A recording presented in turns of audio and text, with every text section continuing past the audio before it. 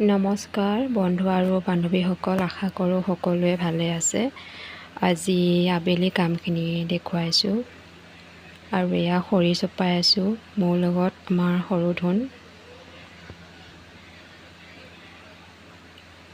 সৰু ধুনে মোক খৰি চপোৱাত সহায় কৰি আছে। যিহেতু মাকৰ কষ্ট হয়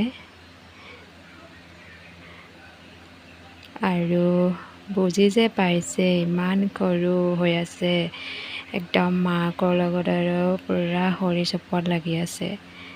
মাকক হেল্প কৰি দি আছে দেই। মোক যে ইমান সহায় কৰিছে নহয় মোৰ সৰু ধুনে। ইমান গৰমত মোৰ পিছে পিছে আৰু ইফালে খৰি চৰি চপাই লৈ আবেলি চোতালখন সাৰিব লৈছোঁ। আৰু সৰু ধুনেও খৰি লৈ মোৰ আগে পিছে ঘূৰি ফুৰিছে। এয়া দেখিছেনে, ইমান দুষ্টামি কৰি আছে নহয়। মই চোতাল সাৰি আছোঁ, মোৰ আগে আগে খৰি লৈ ঘূৰি ফুৰিছে।